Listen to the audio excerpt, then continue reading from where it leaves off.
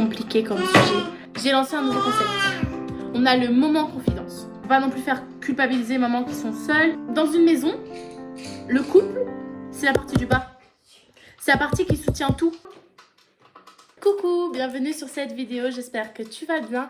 Et aujourd'hui, on se retrouve pour parler de ce que j'aurais aimé savoir avant d'être maman.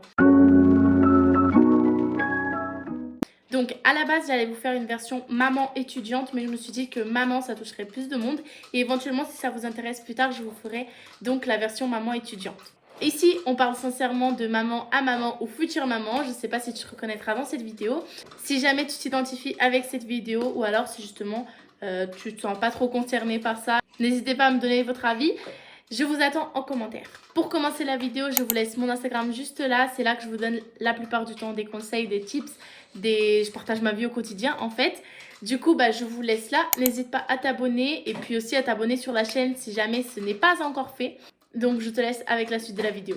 Le premier point, on va se parler franchement, vraiment. Tu n'atteindras jamais la perfection, maman. Et c'est ok, c'est pas grave. Ça veut pas dire que tu seras horrible comme maman, que tu ne vas jamais combler les besoins de ton enfant. Non, pour moi, quand je dis tu n'atteindras jamais la perfection, c'est surtout quand tu te fixes des objectifs, l'objectif d'être parfaite dans tout le temps, d'avoir toujours la maison rangée, l'enfant habillé, l'enfant pas sale, l'enfant a mangé à l'heure, l'enfant s'est couché à l'heure, l'enfant a, je sais pas, les jouets rangés, la maison rangée, la nourriture toujours prête à l'avance. Ce genre de choses, c'est pas réaliste. Tu n'auras jamais.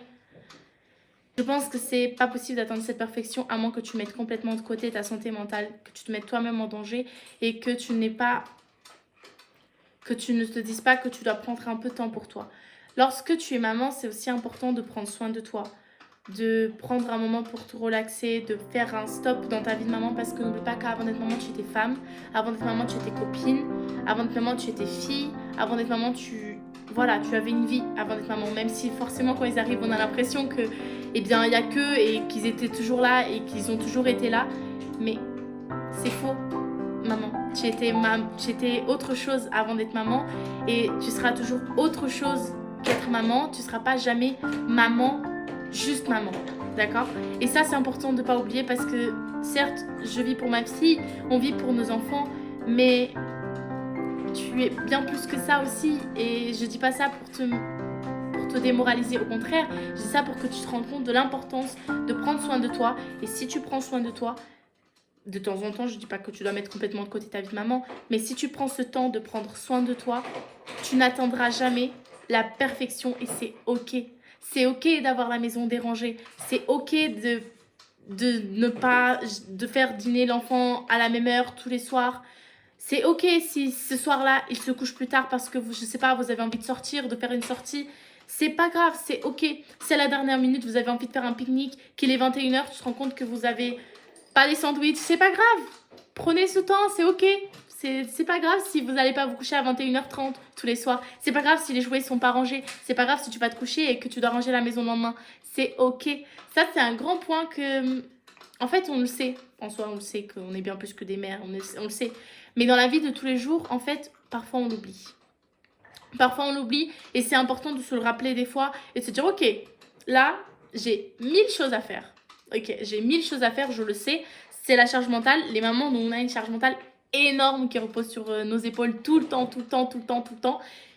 On le sait, c'est ok. Elle va jamais se finir de toute façon. Elle sera encore là demain, elle était là hier, elle sera encore là après-demain. T'inquiète pas, elle sera encore là, tu pourras la continuer plus tard. Si ce n'est pas quelque chose d'urgent, par exemple, le travail, des fois, il y a des deadlines, vous êtes obligé de faire ça aujourd'hui. Ok, ça, on le fait, c'est bon.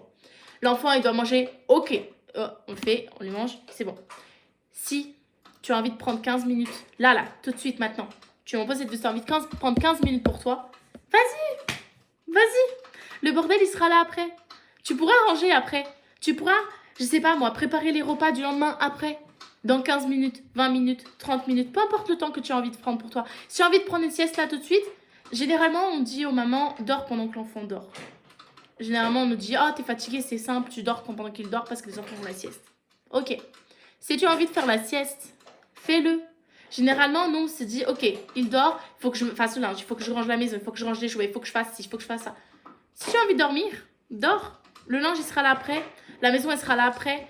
Tu pourras faire à manger après. Tu pourras même dire à papa de faire à manger parce que tu n'as pas eu envie ou que tu n'as pas eu le temps. C'est ok. C'est ok. Juste prends soin de toi. Mets-toi en tête que ce n'est pas grave de ne pas atteindre la perfection. Une mère parfaite, pour moi, c'est une mère qui prend soin de son enfant, qui prend soin d'elle, qui arrive à prendre soin de son couple en quelque sorte.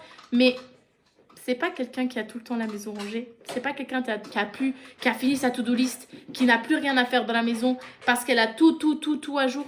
C'est pas grave. C'est pas grave. Ça veut pas dire que tu n'es pas parfaite. Et ça ne...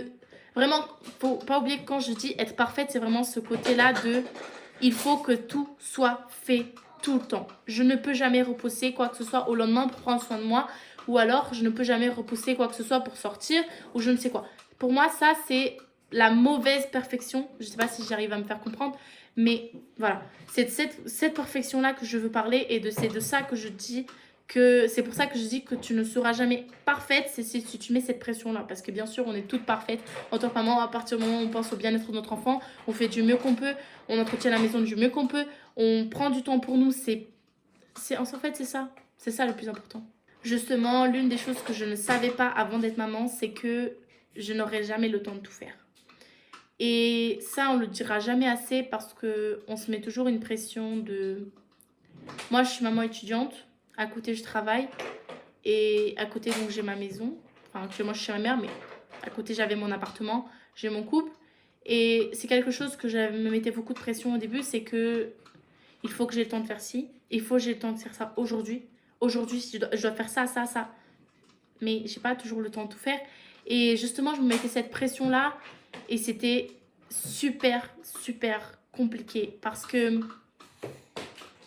c'est pas possible de tout faire. La journée, elle n'a que 24 heures. Je peux pas tout faire aujourd'hui. Si je regarde dans mes notes, je dois avoir une to-do list énorme de trucs à faire. Mais je fais par priorité parce que je sais que je n'aurai jamais le temps de tout faire aujourd'hui. Et que eh bien, cette to-do list, elle ne fera qu'augmenter le lendemain parce qu'il y a des choses qu'il faut recommencer, recommencer, recommencer. Et de nouvelles choses qui s'ajoutent.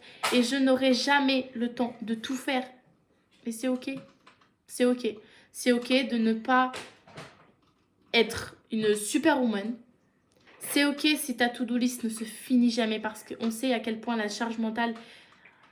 Il y a toujours quelque chose qui se rajoute. Il y a toujours... Enfin, tu fais le linge aujourd'hui, tu dois refaire le linge demain. Tu fais la vaisselle aujourd'hui, tu dois refaire la vaisselle demain. Tu fais la nourriture pour aujourd'hui, tu dois faire la nourriture pour demain. Les choses, elles recommencent infiniment. Et ta to-do list ne se finira jamais. Et ce n'est pas grave. C'est quelque chose que je travaille au quotidien, mais vraiment, c'est important de... C'est super facile à dire. Mais c'est plus dur à exécuter. C'est vraiment très important de travailler constamment sur cette pression qu'on se met à tout faire tout de suite parce que on a envie que cette to-do list se finisse et on a envie d'avoir la paix. Disons-le franchement, on a envie d'avoir la paix. Mais elle se finira jamais en soi. Et c'est ok, c'est pas grave. À partir du moment où on l'accepte, on vit beaucoup mieux et je pense que c'est important de faire ce travail au quotidien. Moi, je travaille encore sur ça. Je te dis ça parce que peut-être que toi aussi, tu vas te rendre compte de la même chose ou alors tu t'es déjà rendu compte et justement, tu as envie de travailler sur ça. Dans ce cas, n'hésite pas à t'abonner à mon compte Instagram, je vais vous donner plein de tips. Et il y a plein de contenus qui arrivent par rapport à ça.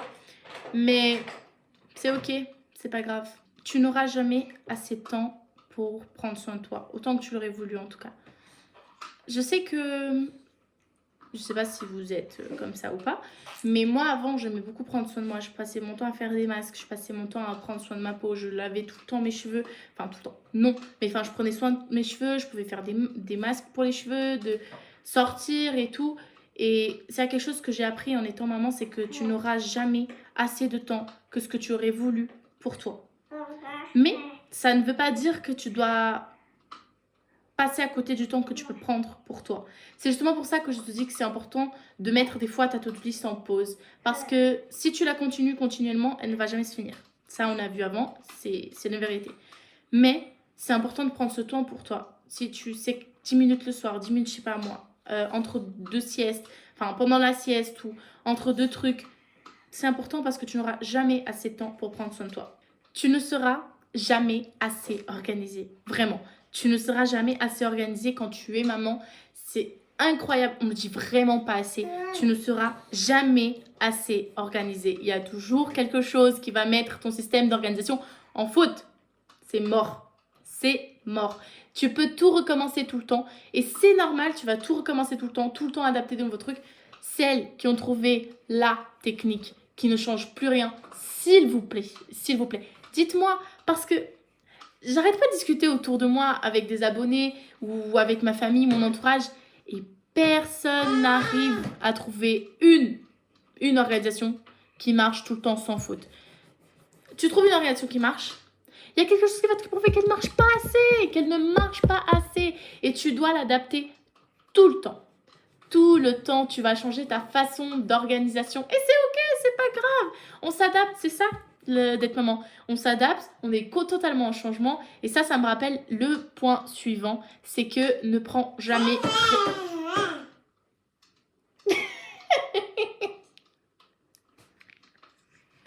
Talia qui s'amuse toute seule juste à côté. Mon bébé. T'es beaucoup trop mignonne, toi. T'es beaucoup trop mignonne, toi.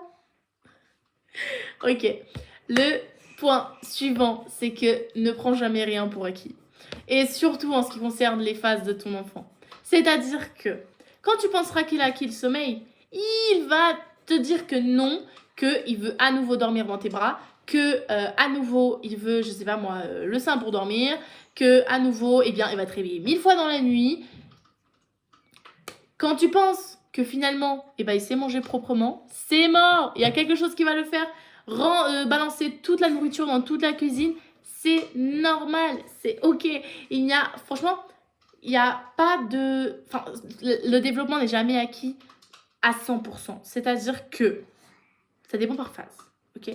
Peut-être que tu le sais déjà, si tu es maman, tu le sais déjà. Mais si tu ne l'es pas encore, eh ben, tu vas te rendre compte très très vite. Tu t'es peut-être déjà rendu compte en voyant d'autres enfants, mais tu vas vite te rendre compte que, en fait, quand tu penses que ça y est, tu as fini cette phase, tu as bavé pendant je ne sais pas combien de temps pour que, je ne sais pas, bébé dorme dans son lit par exemple, ou que tu as changé toute la routine du soir pour que finalement elle s'endorme facilement, je sais pas, dans les bras, dans le lit, on s'en fout, et que ça marche. Ça marche pendant 1, 2 mois. Tu te dis, yeah, ça y est, c'est fini.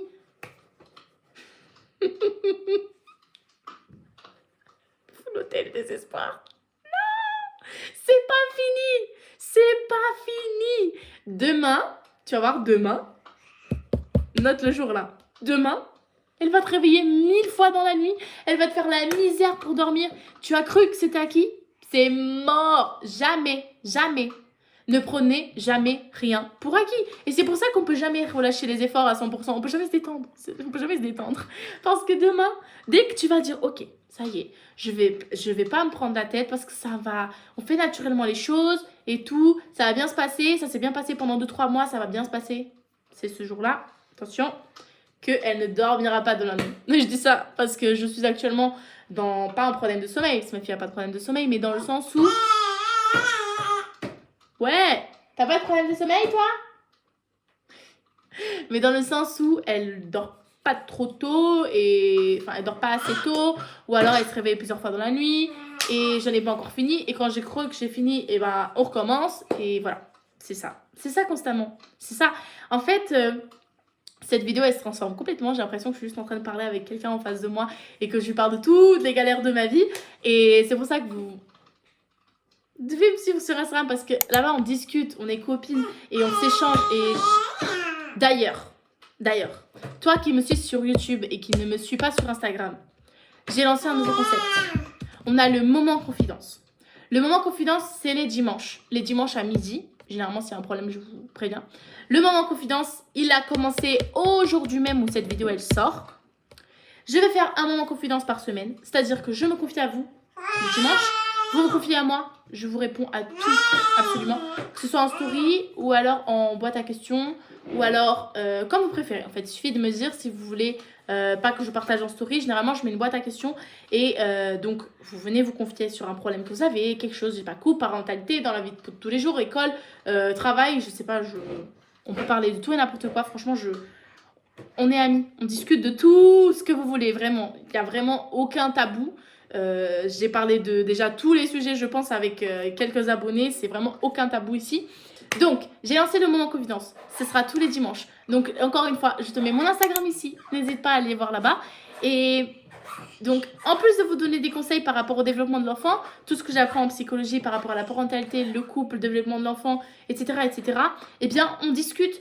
N'hésitez pas, c'est vraiment pas ce côté sérieux, psychologue, tiens, je te donne ça, tu apprends, tu en fais ce que tu veux. Non, c'est faux. Ici, on discute, je vous donne des tips, on se donne des tips. Je prends vos tips également. Je n'ai pas la science infuse, hein, vraiment pas. Croyez pas que ce que je dis, vous devez, hop, c'est comme ça, sinon c'est mort. Non, je prends vos tips dans tous les sens en fait. Moi, on échange, c'est comme ça, on est amis. Et vraiment, j'adore discuter avec vous, donc n'hésitez pas à me suivre pour faire participer au moment confidence, qui du coup a commencé aujourd'hui. N'hésitez pas à me dire ce que vous en pensez. Et ça me fait penser, n'hésitez pas à me donner des concepts. Vraiment, s'il y a des choses que vous aimeriez voir sur la chaîne, soit YouTube, Instagram, TikTok, je m'en fous. Quelque chose que vous aimeriez voir sur la chaîne, des choses que vous aimeriez que je fasse, je sais pas, des moments d'échange, des lives, des trucs, n'hésitez pas à me dire. Je vous ai dit, ici on échange et on est ouvert à tous les sujets. Et c'est vraiment ça qui est chouette. Et je réponds à tout le monde. N'hésite pas, si tu as besoin de te confier ou quelque chose, tu me viens dans ma boîte privée, je vais te répondre. Il y a, que je sache, aucun message auquel je n'ai pas répondu. Et ça me fait vraiment plaisir d'échanger avec vous. Il faut vraiment savoir que, en plus de vous donner des conseils, des choses que j'apprends, etc., et de vous accompagner, que ce soit dans votre parentalité, dans votre couple ou dans votre famille, eh bien, je suis vraiment... Mes messages, c'est une boîte ouverte dans laquelle vous avez une safe place. Vous pouvez venir discuter à toute heure. Dès que je vois votre message, je vais vous répondre. N'hésite pas, vraiment. Allez, maintenant on reprend donc ce que j'aurais aimé savoir et que je ne savais pas avant d'être maman. Ce que j'aurais aimé savoir, c'est qu'à partir du moment où tu as un enfant, tu t'inquiètes tout le temps. Tu es tout le temps inquiète et ça, c'est quelque chose que tu n'arriveras jamais à enlever. D'ailleurs, j'ai des frissons quand je fais ça, mais... Tu n'arriveras jamais à enlever cette inquiétude constante que tu auras dans ton cœur. Dans ton cœur.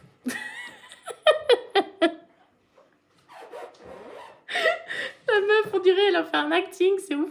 Bref, tu n'arriveras jamais à ne pas être inquiète et ça, faudra vivre avec. On apprend, ça passe. Enfin, ça passe. Ça s'atténue quand tu commences à avoir confiance et que tu vois que ça se passe bien quand tu fais garder bébé ou autre chose.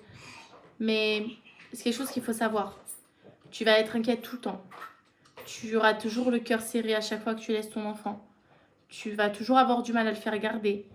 Mais parfois, on n'a pas le choix. Et je pense, j'imagine, parce que ma fille a encore 8 mois, mais j'imagine que ça va être pire après, quand tes enfants vont être adolescents et que tu pars. Enfin, actuellement, je comprends ma mère, tu vois, quand ma mère disait fais attention à ci, fais attention à ça... Et je m'inquiète pour toi, et qu'elle m'appelait tout le temps. Et je comprends un peu parce que tu vois, ma fille, elle a que 8 mois. C'est-à-dire qu'elle va là où je la mets. C'est-à-dire que je la mets chez... Bah ouais. C'est-à-dire que je la mets chez la nounou, je la récupère chez la nounou. Mais j'imagine pas quand, tu sais, ils vont au collège, au lycée. Ils disent, ah, je peux sortir avec des potes. Ouais, vas-y. Et tu sais pas trop où ils traînent. Tu peux demander, bien sûr, mais tu sais, ça va vite en mode... ils se déplacent tout seuls et puis...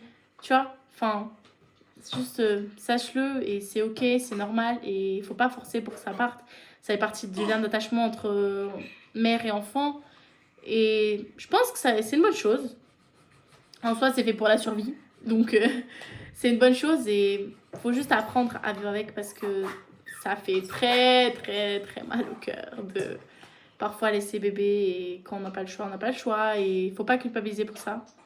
Mais... faut le savoir.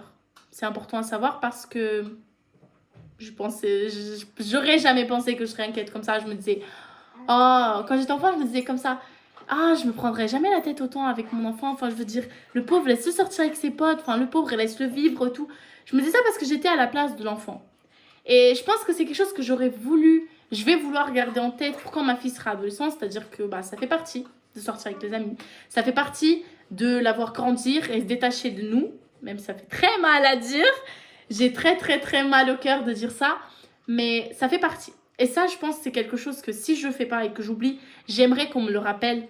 Ça fait partie et j'ai été à sa place et je sais que moi, j'aurais voulu plus de liberté. Enfin, pas plus de liberté parce que j'en ai eu pas mal déjà. Et je sais que j'ai réussi à faire en sorte que ma mère ait confiance en moi et je sortais pas trop... Enfin, je sortais pas trop, mais je sortais en même temps autant que je voulais. Et je pense que justement, si je suis ce genre de mère qui... Tu restes ici avec moi. Et ben, je veux que quelqu'un arrive et me dise non, laisse-le sortir. Toi aussi à sa place, j'aurais voulu sortir. Tu vois ce que je veux dire? Et voilà, cette inquiétude, elle restera toujours là. Et ça, c'est quelque chose que j'aurais voulu qu'on me dise. Enfin, je pense que même si on le dit, on peut pas trop s'imaginer vraiment ce que ça donne. Mais ça, c'est quelque chose que je veux mémoriser pour plus tard. Donc jamais, si jamais vous me suivez et que vous voyez que dans quelques années, je suis ce genre de mère qui ne veut pas que mon enfant sorte, eh bien, étranglez-moi. Et remettez-moi cette vidéo sur la gueule et dites-moi, regarde, t'as vu ce que tu as dit? Tu as vu comment tu te sentais? Eh bien, tu as vu qu'est-ce que tu aurais voulu quand tu étais adolescente? Eh bien, laisse-la tranquille. Alors, je dis laisse-la parce que j'ai une fille, mais j'imagine que dans quelques années, j'aurai plus d'enfants. Donc, laissez-le tranquille. Bah ouais! Bah ouais!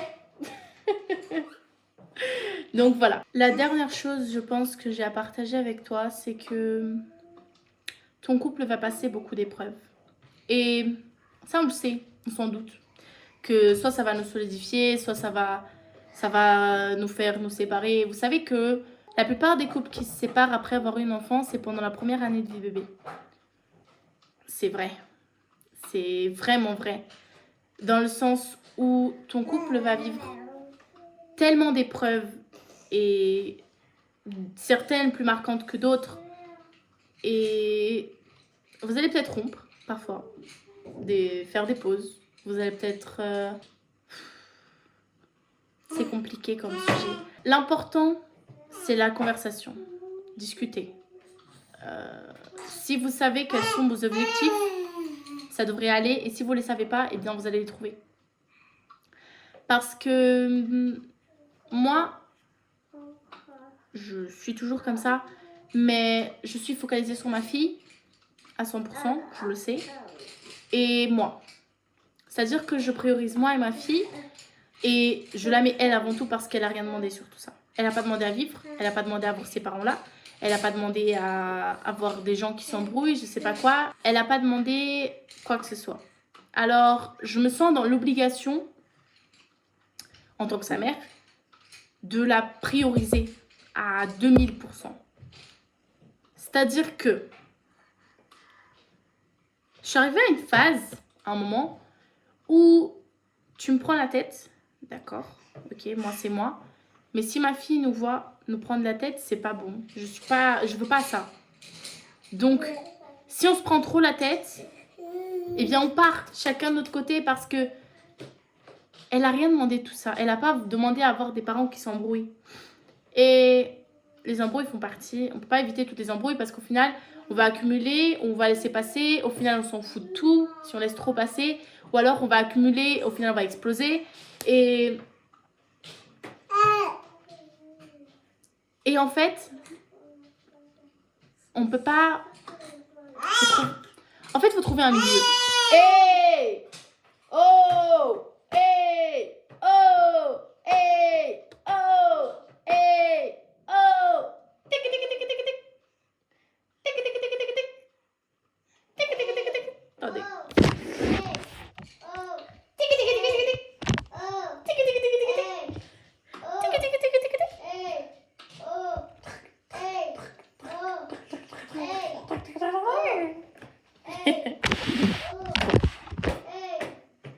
Ça suffit. Du coup, je disais, avant tout ça, qu'il faut trouver un juste milieu dans le sens où on s'embrouille si nécessaire, mais on ne s'embrouille pas trop non plus, parce que ça devient malsain. On va devoir finir la vidéo avec mademoiselle, parce qu'elle ne veut pas rester sur son siège. Mais ça y est, t'as laissé maman longtemps quand même. C'est bien, mon amour. Ok, on parlait de l'importance de trouver un juste milieu à tout. Donc, si on s'embrouille trop, c'est pas bien, parce que ça devient malsain. Si on s'embrouille pas assez, c'est pas bien, parce qu'après, à force de laisser tout passer, ou alors de... Enfin, si vous êtes parfait et que vous embrouillez jamais, c'est bien. Mais je pense personnellement qu'à un moment, c'est normal d'avoir des désaccords. On n'est pas tous les mêmes. Et c'est ok, c'est pas grave. L'important, c'est de trouver sa méthode de résoudre les problèmes, c'est-à-dire quelque chose qui marche pour vous, quelque chose qui va faciliter le dialogue. Attention, Talia. Et quelque chose qui vous permettra d'avancer ensemble. Toujours ensemble. Ça, je pense que c'est le plus important, c'est de vous permettre d'avancer ensemble. Parce qu'un couple qui ne marche pas, il faut savoir que le couple, c'est la base du foyer. C'est-à-dire que dans une maison, le couple, c'est la partie du bas. C'est la partie qui soutient tout. Que ce soit l'argent, que ce soit les enfants, que ce soit les travails, que ce soit, je sais pas moi, tout. Si le couple ne marche pas, c'est-à-dire que si la partie du bas qui soutient tout ne marche pas, tout s'écroule. C'est-à-dire que si vous ne trouvez pas une entente pour cette maison, pour la famille, si vous vous aimez, vous devez trouver une entente. Certaines fois, on me dit ça parce que... Juste pour dire, parce que c'est un conseil. Mais si ça ne va pas et que vous sentez que vous n'arrivez pas à trouver une entente, le mieux, c'est de prendre un psychologue. D'essayer avec un professionnel formé pour ça. Je le rappelle, la thérapie de couple, c'est pour vous aider, pour trouver une entente, pour favoriser la communication. Si vous n'arrivez pas à vous résoudre vos problèmes tous les deux, ce n'est pas une honte de faire une thérapie de couple. C'est vraiment important, quitte à, je sais que financièrement c'est un coût, mais quitte à mettre de côté sur d'autres choses, à restreindre d'autres choses, eh bien, si vous avez besoin, au lieu de laisser votre couple s'écrouler comme ça, sans trouver de solution ou chercher une vraie solution, je dis ça, et personnellement, nous, par rapport à des choses qui se sont passées, etc., on va le faire. Et je vous dis ça parce que justement, je sais que ça peut aider, et c'est pas parce que je suis en études de psychologie, mais que je sais que tout ce qu'on apprend, etc., et je sais que si la plupart des couples savaient ça, et ben, ils pourraient aller mieux parce que c'est vraiment des choses auxquelles on pense pas, ou c'est bête. Ou... Pour ça, vous pouvez aussi me suivre sur Instagram. Sur Instagram, je donne plein de tips où je... Pas encore pour le moment, c'est pas le sujet que j'ai développé le plus, le couple. Je suis plus sur l'enfant pour le moment, mais ça va venir. Donc abonnez-vous si jamais. Et n'hésitez pas à me dire, écoute, moi je viens parce que j'aimerais des conseils par rapport au couple. Et puis je me focalise sur ça si vous avez besoin. Mais voilà, moi je trouve que le couple c'est la base de tout foyer. Et il faut essayer de trouver des solutions. Si ça marche pas, ça marche pas. Vous aurez essayé. Vous aurez tout essayé, que ce soit vous ou à deux. Le mieux c'est à deux. Mais si jamais vous êtes la seule à essayer, eh bien au moins vous aurez essayé. Il faut pas... Je veux pas non plus faire culpabiliser les mamans qui sont seules. Loin de là. Vraiment. Votre famille continuera sans ou avec un deuxième parent. De toute façon. Et le plus important au final, c'est ces petits bouts. Ces petits bouts et leur bonheur. Ben oui. Leur bonheur. Bonheur. Et je me focaliserai toujours sur elle. Et j'imagine que beaucoup de parents ils doivent se focaliser, je pense, sur leur enfant. Même si c'est important de, voilà, tout ce que je vous ai dit avant, de prendre soin de vous, de prendre soin de votre couple, de votre maison, etc. etc. Mais eux, ils n'ont rien demandé. Eux, ils ont besoin qu'on les accompagne. Et ils ont besoin de vivre heureux. Voilà, tout simplement. Et c'était tout pour cette vidéo, j'espère que ça t'aura plu, merci d'avoir regardé la vidéo jusqu'ici. Si ce n'est pas encore fait, n'hésite pas à t'abonner sur mon Instagram, abonner à la chaîne et laisser un pouce bleu et ainsi que activer les notifications. Donc voilà, je vous fais plein de bisous et je vous dis à la semaine prochaine pour une nouvelle vidéo.